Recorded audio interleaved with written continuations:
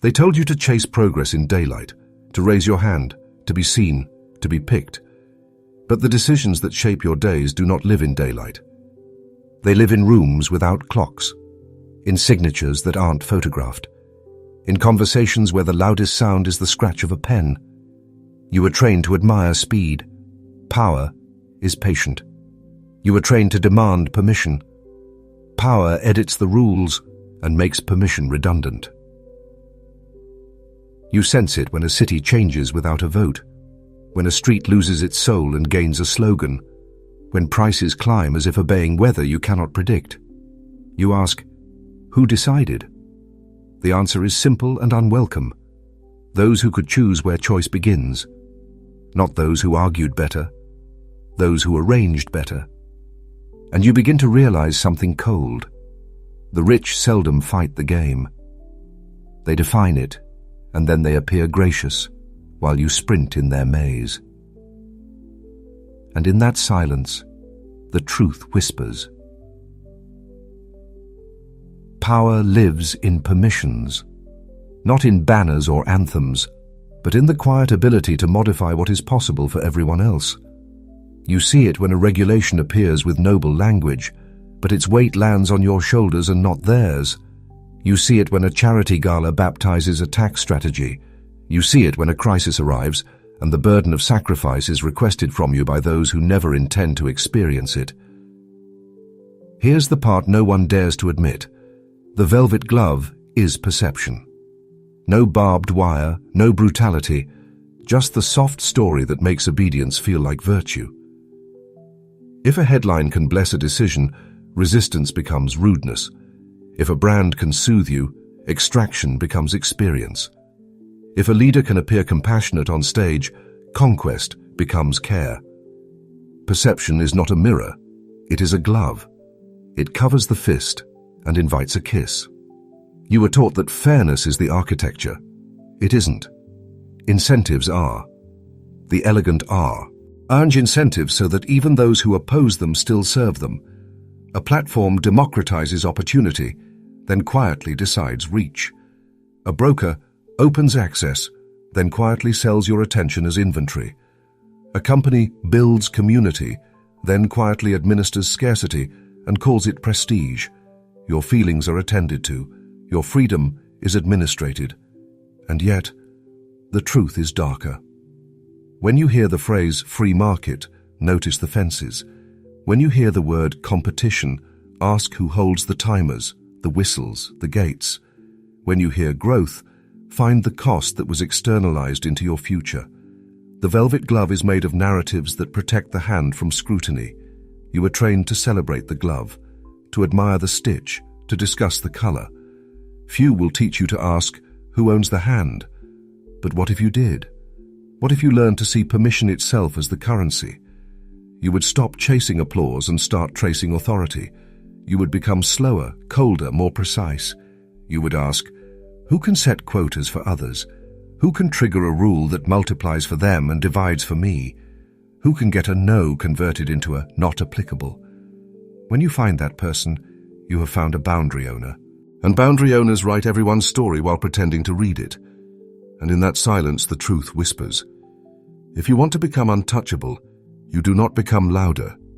You become illegible to the glove. You learn to move where permissions are born. Ownership, agreements, bottlenecks. You learn to keep your victories unreportable. You learn that private leverage is safer than public reputation. You trade the applause of the crowd for the protection of the contract. Untouchable is not invincible. It is unfriendly to coercion. So the paradox that traps attention is this. You were told to stand out, to rise. The ones who rise dissolve into the fabric where choices begin. They do not stand out. They stand upstream. And in that silence, the truth whispers. You were told that value is discovered. You were told that markets are microscopes, pure, neutral, scientific. But the lens is stained with story. And the story is engineered by those who profit when meaning becomes expensive. A stone is just a stone until a story crowns it. A bottle is just a bottle until a ritual surrounds it. A number is just a number until a narrative harvests belief and calls it valuation. You pay for the adjective, not the object. You fund the myth, not the molecule. The ones who understand this do not argue over quality as civilians do. They manufacture the conditions under which quality becomes a prophecy. And in that silence, the truth whispers. Look closely. A certificate sanctifies a diamond.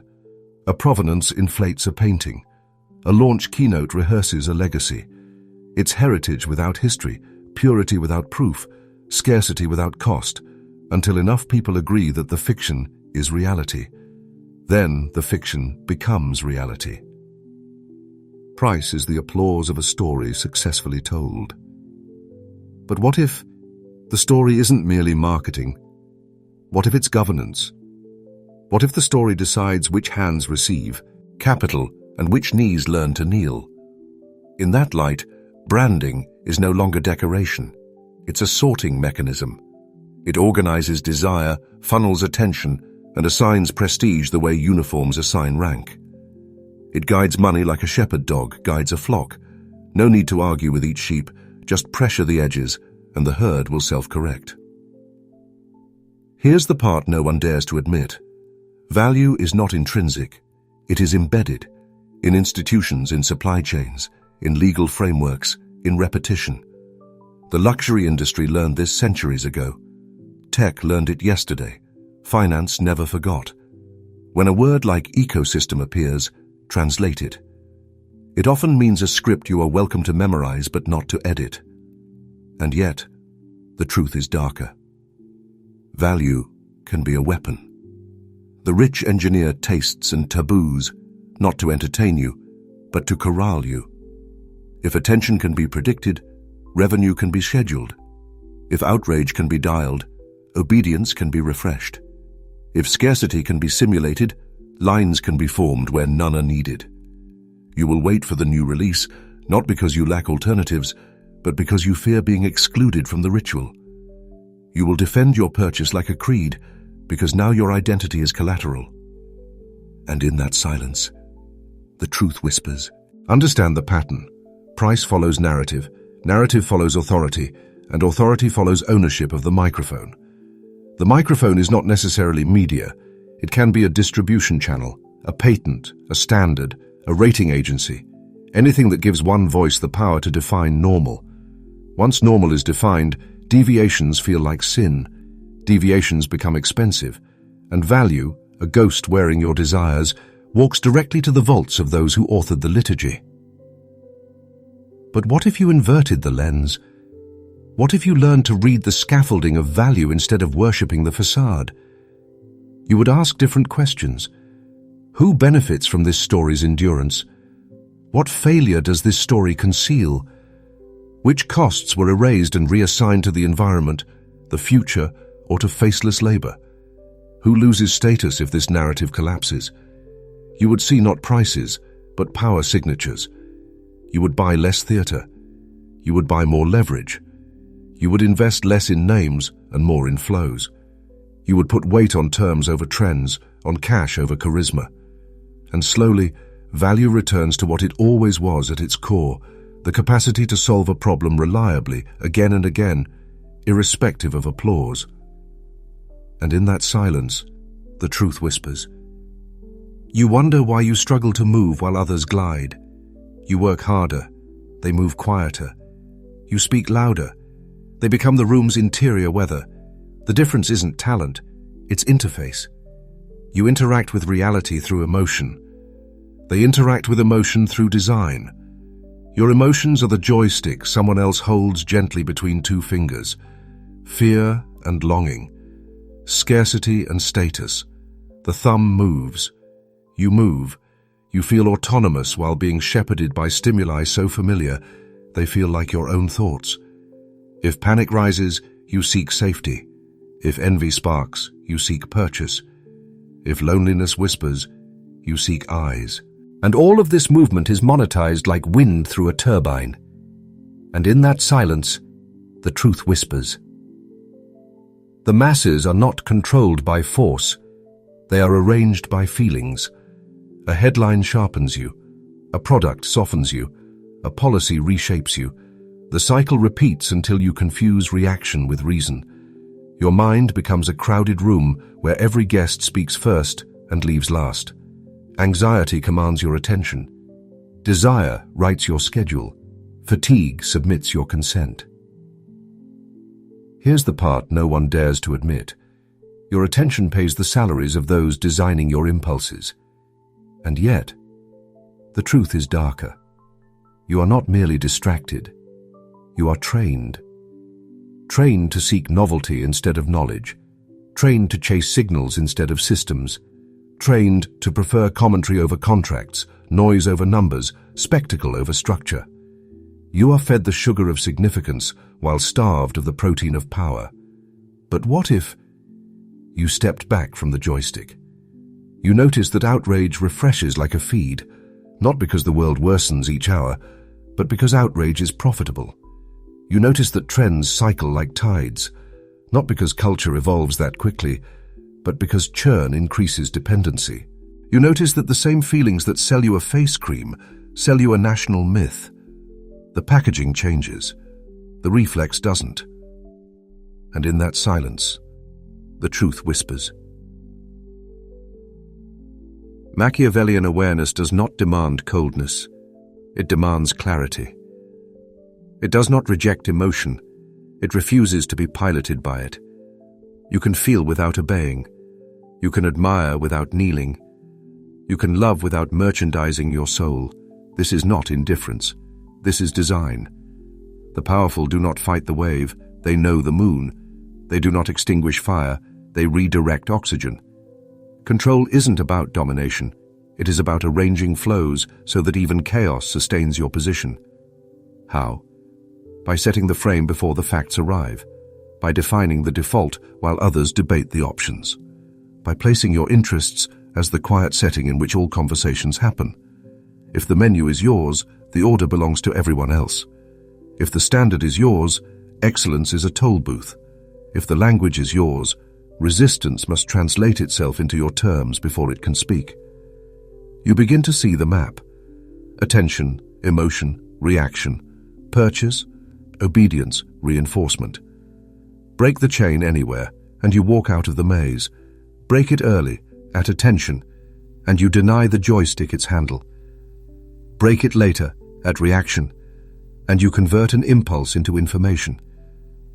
Break it last, at purchase or assent, and you keep your resources for something worth obeying. And in that silence, the truth whispers. You were trained to ask well. They were trained to design outcomes. You bring arguments. They bring instruments. You present a case. They present conditions. The difference is brutal and polite. You are requesting movement inside their map. They are drawing the map around your movement. Here's the part no one dares to admit. Power is not the art of winning debates. Power is the art of placing levers where debates don't matter. Most people arrive with opinions. The powerful arrive with ownership. Ownership of bottlenecks.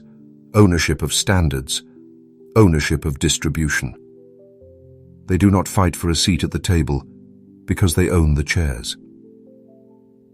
And in that silence, the truth whispers.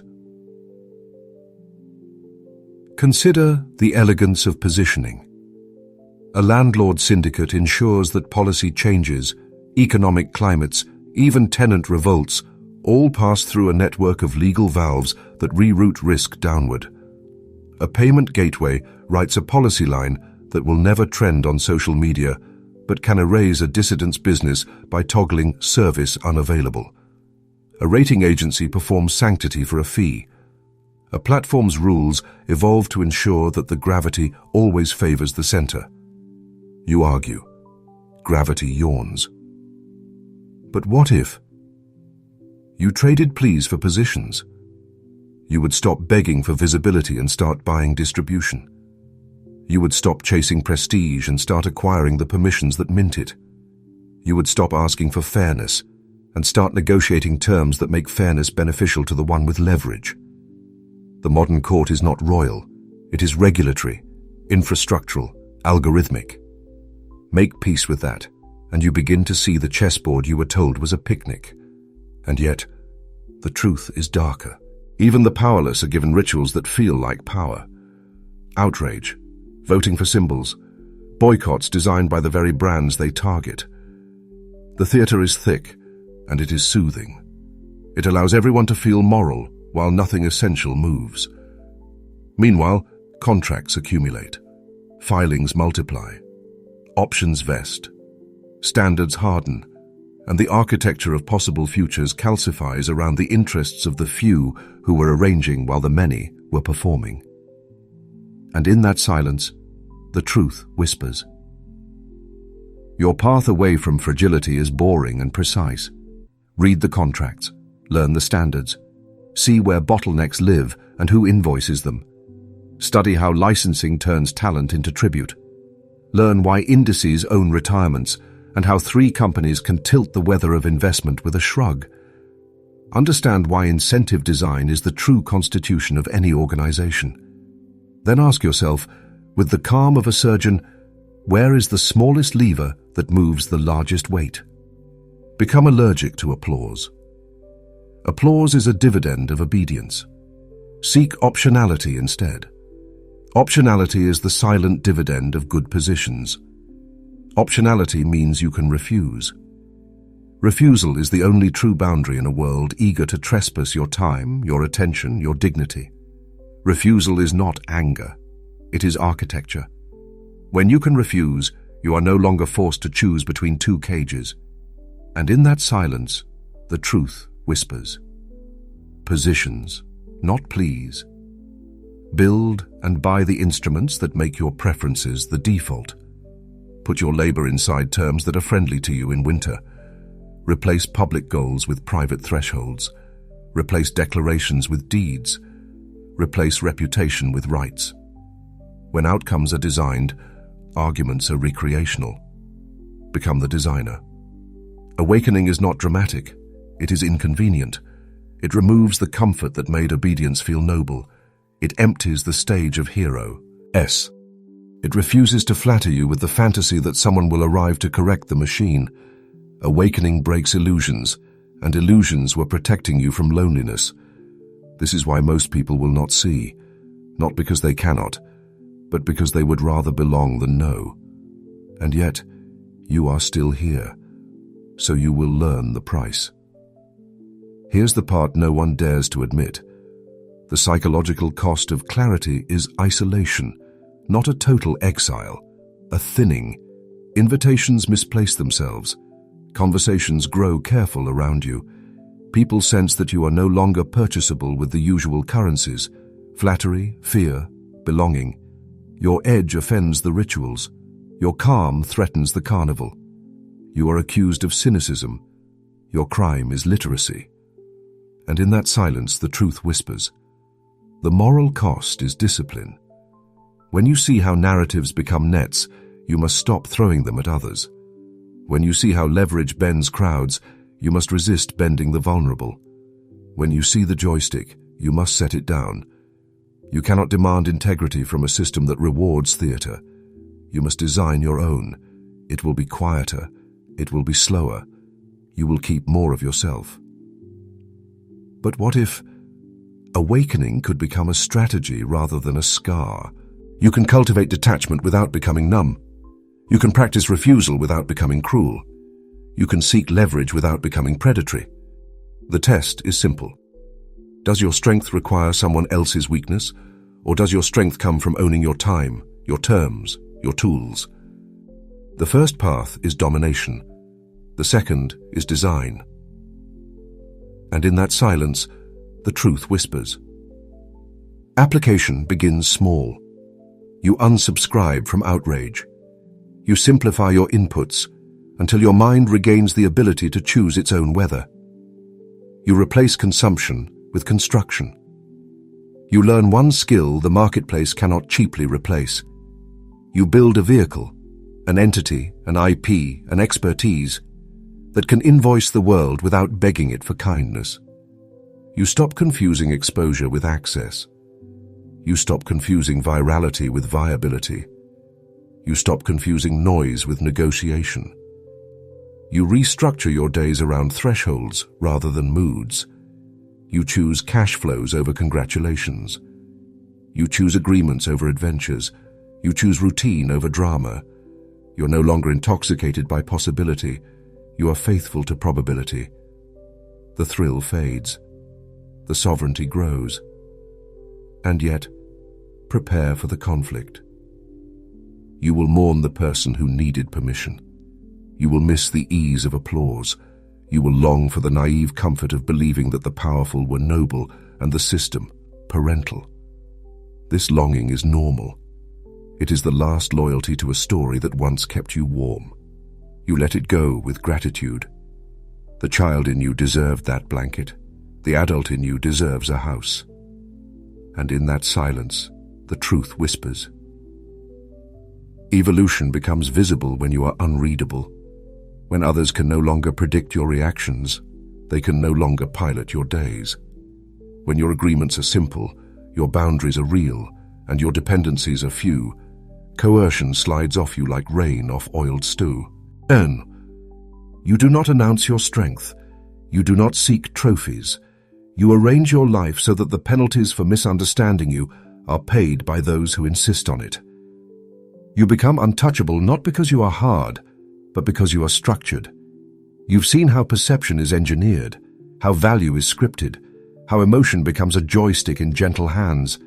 You've watched pleas dissolve into positions, and you've counted the quiet cost of clarity. If you've come this far, you already feel the shift. The moment you stop asking for a better map and start drawing your own. Stay with that. Let it settle. Because the world won't reward this awareness with applause. It will test it. And yet, tests are just gates for those who know where the hinges are. If you want to keep sharpening this lens, if you prefer design to distraction, leverage to noise, structures over slogans, then remain in this circle. Not for content, but for consciousness. Not to be entertained, but to be equipped. Each film is another blueprint. Each idea, another instrument. Subscribe not as a fan, but as a quiet refusal to be piloted by someone else's story. This is more than a channel. It is a workshop in the dark, where tools are forged in silence. If you're ready to keep building the architecture of your own life, step closer. Listen carefully, and carry the calm with you, because awareness is leverage, and in a world arranged by perception, it's the only currency that cannot be counterfeited.